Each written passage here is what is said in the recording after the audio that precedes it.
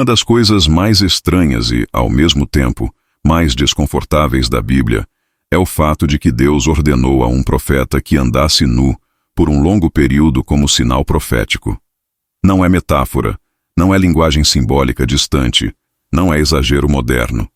Está registrado claramente nas Escrituras, e quase ninguém fala sobre isso. O profeta era Isaías, e a ordem veio diretamente de Deus. O texto relata que Isaías deveria tirar o pano que cobria seus lombos e andar descalço e nu por 3 anos como sinal e advertência para Israel e para as nações vizinhas. Essa passagem costuma ser ignorada porque causa desconforto, mas exatamente por isso ela carrega uma lição profunda. A primeira reação de quem lê esse texto é estranhamento. Por que Deus pediria algo tão extremo? A Bíblia nos ensina que atos proféticos não eram apenas palavras, mas encenações vivas da mensagem divina. Deus usava a vida do profeta como instrumento visual para despertar um povo que já não escutava mais. Isaías não fez isso por impulso próprio. Ele não estava agindo por excentricidade. Ele estava obedecendo. Isso revela algo importante. Deus estava mais interessado em comunicar a verdade do que em preservar o conforto social do mensageiro. O profeta se tornou a própria mensagem. Naquele contexto histórico, andar nu simbolizava vergonha, humilhação e derrota. Deus estava mostrando ao povo que, se continuassem confiando em alianças humanas e não nele, acabariam exatamente assim, expostos, envergonhados e derrotados diante das nações. A nudez do profeta antecipava o futuro do povo. O que torna isso ainda mais estranho é a duração, 3 anos. Não foi um ato rápido, momentâneo ou pontual. Foi um sinal prolongado. Isso ensina que Deus estava sendo paciente, dando tempo para que o povo observasse, refletisse e se arrependesse. O sinal não era para chocar apenas. Era para despertar consciência ao longo do tempo.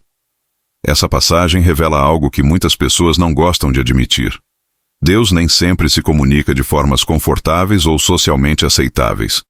Quando o coração do povo está endurecido, Deus rompe padrões para ser ouvido. O estranho, nesse caso, não é a ordem de Deus, é a surdez espiritual do povo. Outra lição profunda aqui é o custo do chamado. Isaías pagou um preço altíssimo em termos de reputação, exposição e constrangimento. Ele se tornou motivo de escárnio. Isso revela que obedecer a Deus nem sempre trará aplausos. Às vezes, trará incompreensão. A Bíblia não romantiza o ministério profético. Esse episódio também desmonta a ideia de que fé verdadeira sempre será bem vista. Muitas vezes, a obediência radical parece loucura aos olhos humanos. Isaías não estava buscando atenção. Ele estava obedecendo. E isso é uma diferença crucial. Por que essa história é tão pouco falada? Porque ela confronta nossa tentativa de domesticar Deus. Preferimos um Deus previsível, confortável, que nunca nos exponha. A Bíblia revela um Deus que fala com força quando é necessário, mesmo que isso cause desconforto. Essa coisa estranha nos ensina que Deus leva a sério a responsabilidade de alertar seu povo. Ele não mede esforços quando a verdade precisa ser comunicada. O estranho não é o método, é o estado espiritual que exigiu um método tão extremo. No fundo, essa história nos pergunta: até que ponto estamos dispostos a obedecer a Deus quando isso nos tira da zona de conforto? Isaías respondeu com obediência total, e sua vida se tornou um aviso vivo. Essa é apenas a primeira de muitas coisas estranhas da Bíblia que realmente estão lá, e todas elas carregam lições profundas que quase ninguém ensina. Entre as passagens mais desconcertantes da Bíblia, existe uma que costuma ser ignorada até mesmo em estudos mais aprofundados. Deus ordenou que um profeta preparasse sua comida usando fezes humanas como combustível. Não é metáfora, não é hipérbole, não é erro de tradução. Está registrado de forma direta no texto bíblico e causa choque justamente porque rompe qualquer expectativa de normalidade religiosa. O profeta em questão é Ezequiel. Deus o chama para realizar um ato profético extremamente simbólico e, ao mesmo tempo, profundamente ofensivo aos padrões de pureza do povo de Israel. A ordem era clara. Ezequiel deveria cozinhar pão sobre fezes humanas diante do povo, como sinal do que aconteceria com eles no exílio. Posteriormente, diante da súplica do profeta, Deus permite que o combustível fosse trocado por esterco de animal, mas o simbolismo permanece. Para entender por que Deus faria algo tão extremo, é necessário compreender o contexto espiritual da época. O povo de Israel estava prestes a enfrentar o exílio, a destruição de Jerusalém e a perda do templo. Deus já havia falado por meio de palavras, advertências e profetas. Mas o povo não ouvia. Quando a palavra deixa de alcançar o coração, Deus passa a falar por meio de sinais viscerais. Esse ato profético comunicava algo muito específico. A impureza espiritual do povo resultaria em condições degradantes. Comer pão preparado daquela forma simbolizava a humilhação, a escassez e a profanação que Israel experimentaria entre as nações. O desconforto do sinal refletia o desconforto do juízo que se aproximava. O que torna isso ainda mais estranho é que Ezequiel era sacerdote.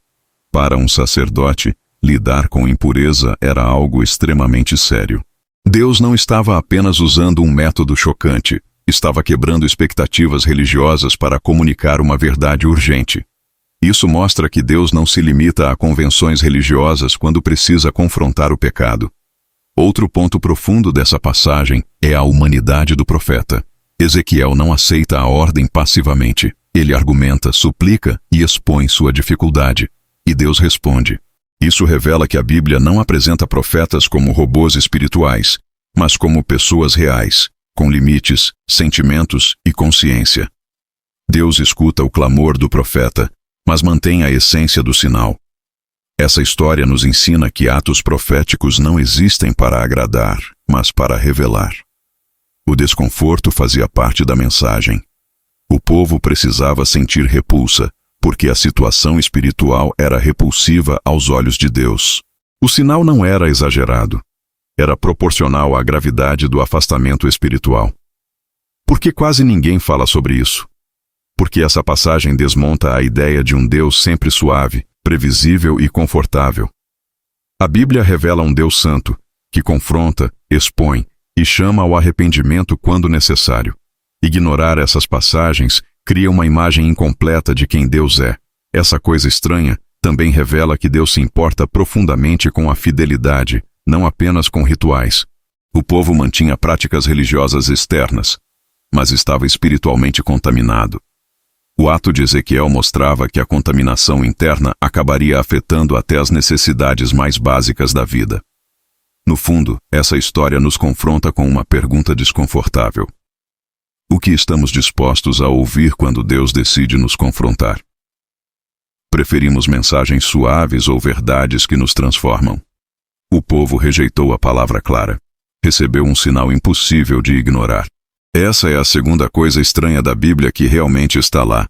E ela revela que, quando o coração humano se fecha para a verdade, Deus pode usar até os métodos mais chocantes para tentar despertar arrependimento. Entre as coisas mais estranhas da Bíblia, poucas são tão desconcertantes quanto esta. Deus ordenou que um profeta se casasse com uma prostituta. Não se trata de linguagem simbólica abstrata, nem de interpretação moderna ousada. O texto bíblico afirma isso de forma direta e clara. O profeta era Oséias, e sua própria vida conjugal se tornou uma mensagem viva sobre o relacionamento entre Deus e o seu povo. Desde o início, essa ordem causa choque.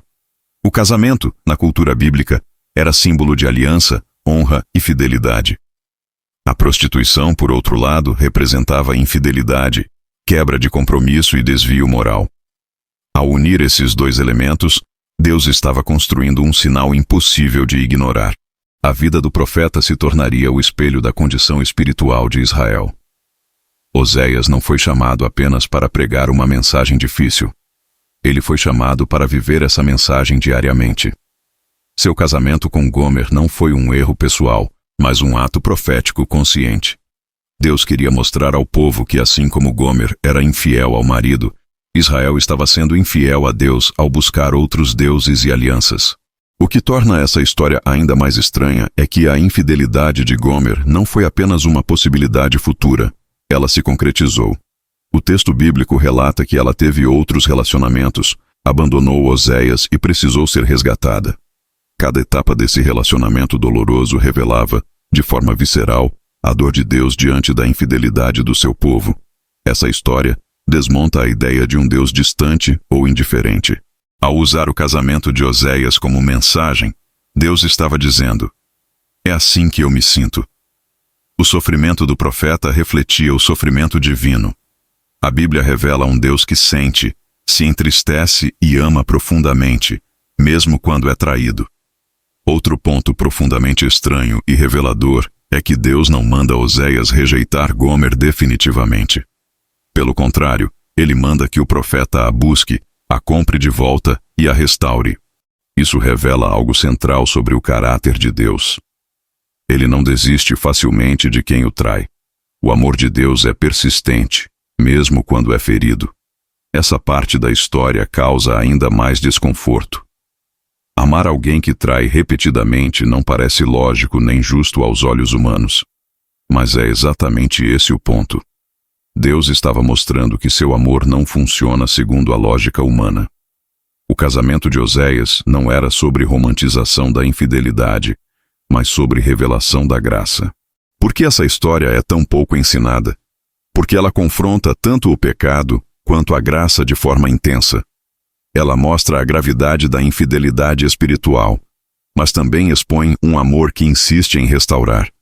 É mais fácil falar de um Deus que perdoa à distância do que de um Deus que sofre com a traição. Essa coisa estranha também revela que Deus, às vezes, chama pessoas a viverem missões dolorosas para revelar verdades profundas. O chamado de Oséias envolveu sofrimento emocional real. Isso nos lembra que obediência nem sempre é confortável e que o chamado de Deus pode custar muito pessoalmente. O casamento de Oséias também ensina que Deus não ignora o pecado, mas escolhe responder a ele com um amor que busca restauração. O profeta não foi chamado a aprovar a infidelidade, mas a confrontá-la com amor e fidelidade perseverante. Essa tensão é difícil de lidar, mas essencial para entender o coração de Deus. No fundo, essa história levanta uma pergunta perturbadora. Como reagimos quando percebemos que nossa infidelidade espiritual fere um Deus que nos ama? A Bíblia não esconde esse conflito. Ela o expõe de forma crua para nos levar ao arrependimento. Essa é a terceira coisa estranha da Bíblia que realmente está lá. E ela revela algo que muitos evitam encarar. Deus ama com um amor que não é fraco, mas persistente, dolorosamente fiel e profundamente comprometido com a restauração. Entre as passagens mais chocantes e difíceis de aceitar da Bíblia, existe uma que frequentemente gera confusão, medo e até rejeição.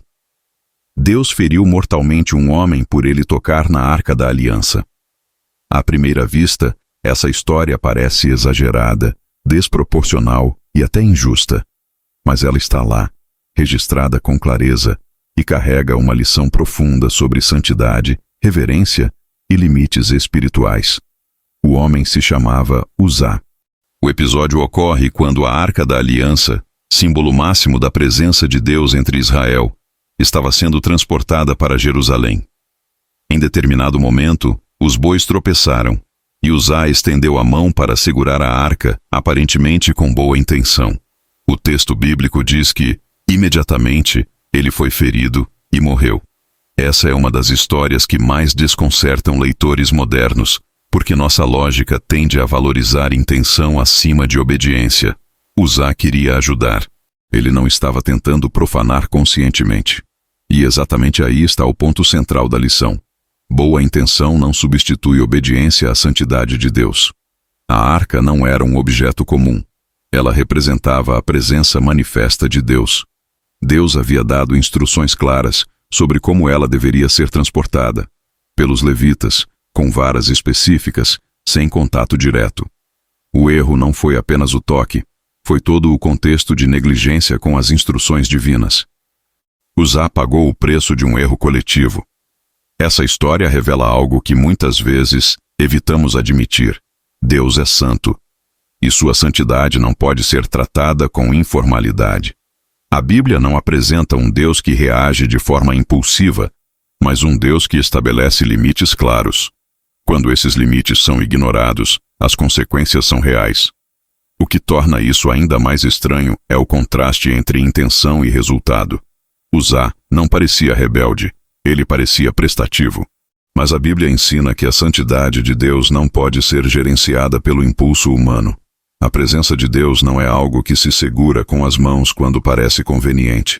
Essa passagem também revela como a familiaridade pode gerar irreverência. Uzá convivia com a arca há anos. Aquilo que deveria inspirar temor passou a ser tratado com naturalidade excessiva. Familiaridade sem reverência pode se tornar perigosa espiritualmente. Outro ponto profundo é que Deus não estava punindo apenas um ato isolado, mas corrigindo um padrão de desobediência. O transporte da arca já estava errado desde o início.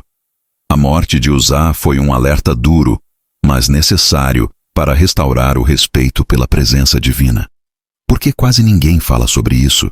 Porque essa história confronta a ideia de um Deus que sempre age conforme nossos critérios de justiça emocional. Ela nos lembra que Deus não é moldado por nossa sensibilidade moderna. Ele é santo, e sua santidade exige resposta adequada. Essa coisa estranha também nos ensina que o sagrado não pode ser tratado como comum. Em uma cultura que banaliza tudo, essa passagem soa ofensiva. Mas a Bíblia insiste. Há limites que não podem ser cruzados sem consequências. No fundo, essa história levanta uma pergunta séria. Como temos tratado a presença de Deus? Com reverência ou com descuido? Com obediência ou apenas com boas intenções? A Bíblia deixa claro que intenção sem submissão não é suficiente.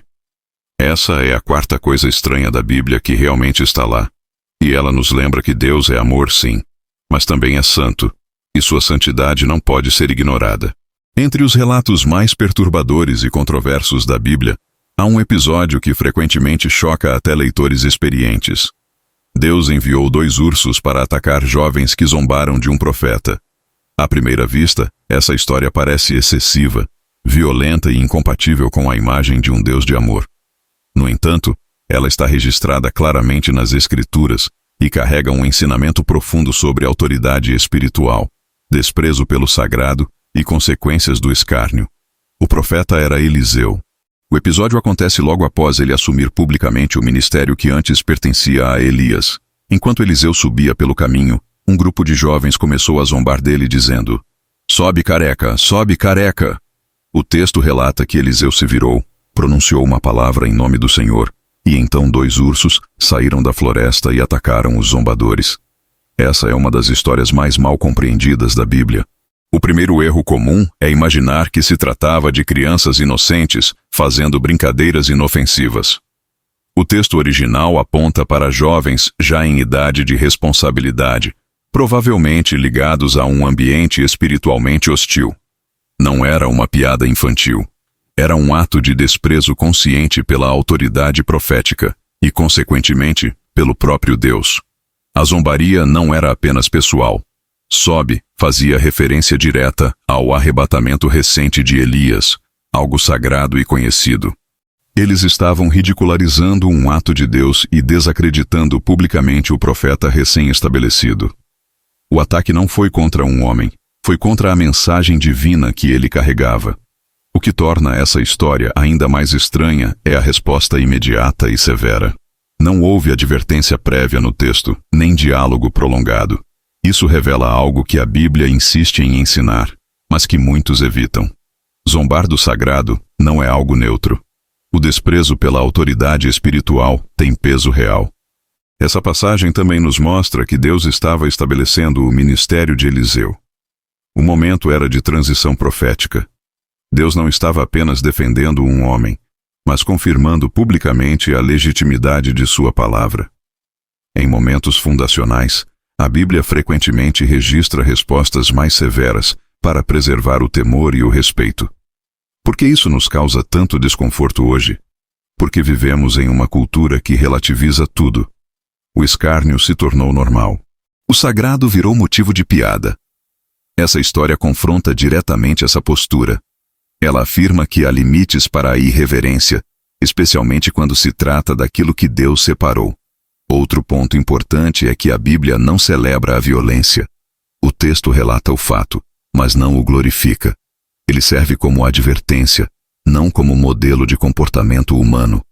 O foco não está nos ursos, mas na gravidade do desprezo espiritual. Essa coisa estranha também revela que a paciência de Deus não significa permissividade infinita.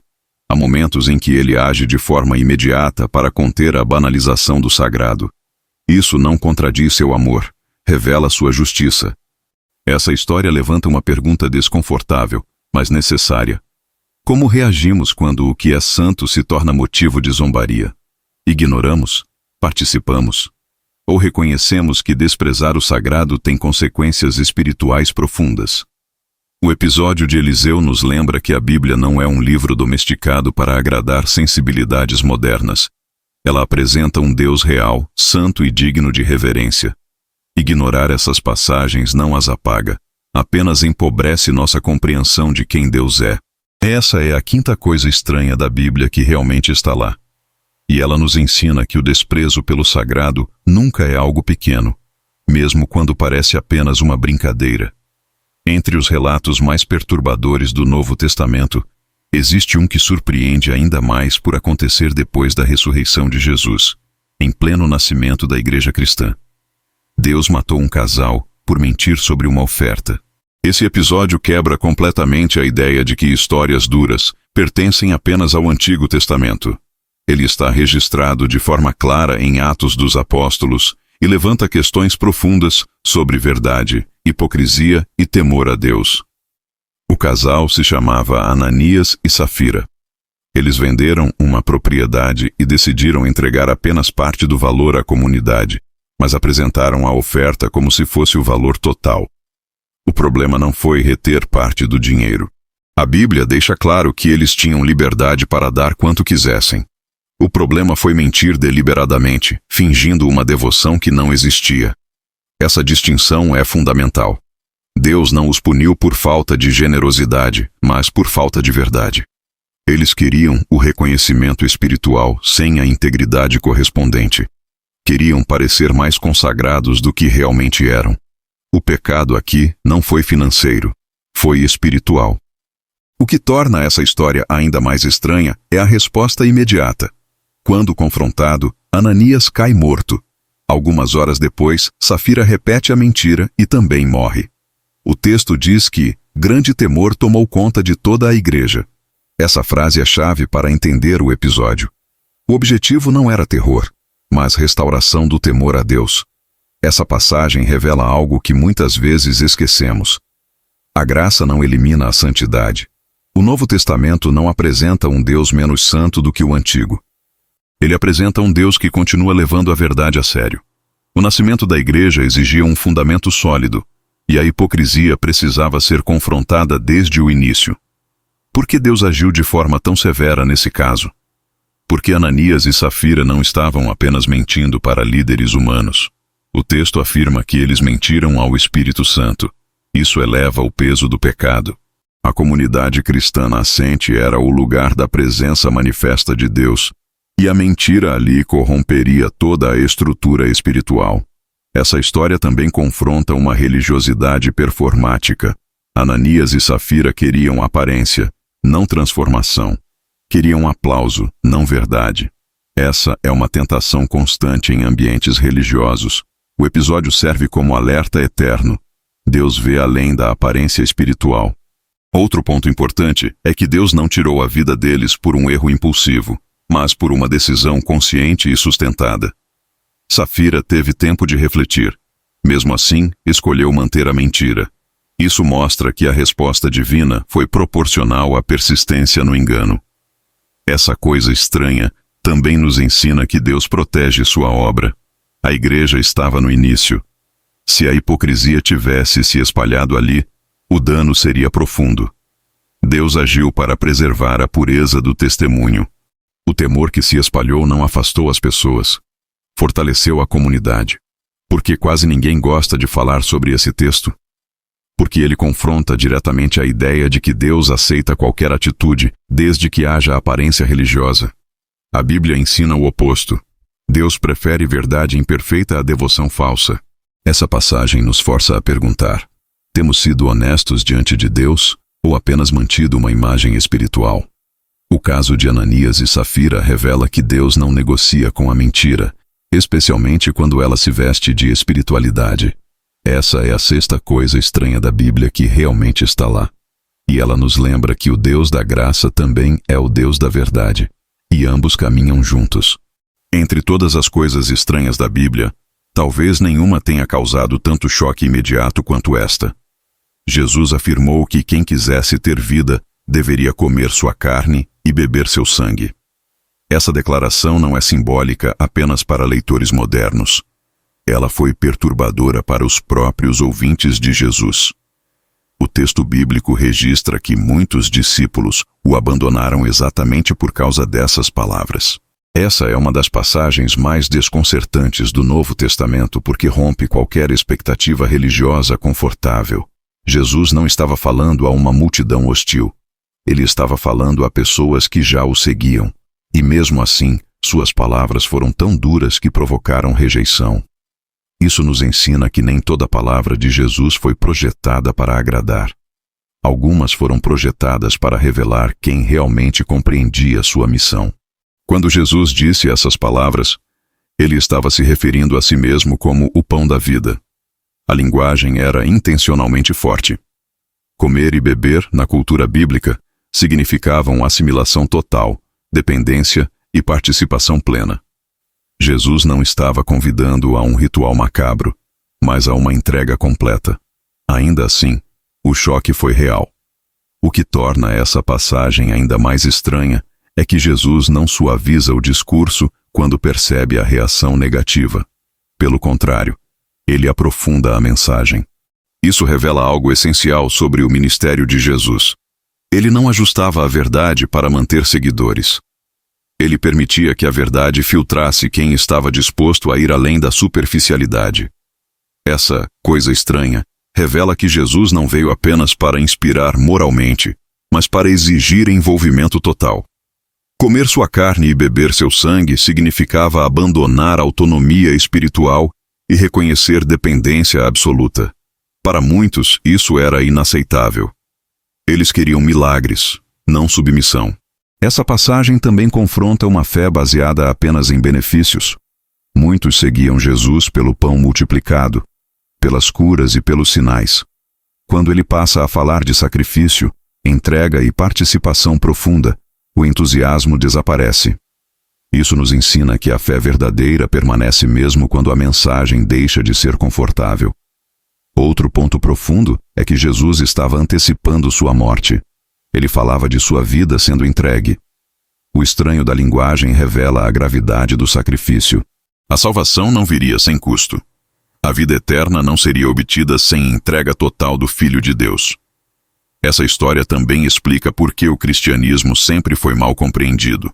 Desde o início, a mensagem parecia absurda para quem não queria ir fundo. O Evangelho não é apenas uma filosofia elevada, é uma convocação radical. No fundo, essa passagem levanta uma pergunta direta e incômoda. Até onde estamos dispostos a seguir Jesus quando suas palavras confrontam nosso conforto? Muitos ficaram apenas até o ponto em que a mensagem parecia útil. Poucos permaneceram quando ela exigiu entrega total. Pedro responde de forma emblemática quando Jesus pergunta se os discípulos também querem ir embora. Ele diz: "Para quem iremos? Tu tens as palavras da vida eterna." Essa resposta mostra que a fé madura não entende tudo, mas confia. Essa última coisa estranha fecha a série com uma verdade poderosa. A Bíblia não foi escrita para ser confortável, mas para ser verdadeira. Muitas das passagens que nos causam estranhamento existem justamente para nos tirar da superficialidade espiritual. Conclusão da série.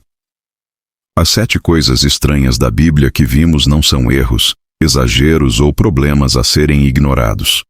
Elas são janelas para entender quem Deus é, como Ele age e como Ele se relaciona com o ser humano. O estranho, na maioria das vezes, não está em Deus, está em nossas expectativas limitadas. A Bíblia não esconde suas passagens difíceis. Pelo contrário, ela as expõe para nos convidar a uma fé mais profunda, madura e honesta. Ignorar essas histórias empobrece nossa compreensão de Deus. Enfrentá-las nos transforma. Se inscreva para não perder nenhum conteúdo e compartilhe com alguém que precisa saber disso.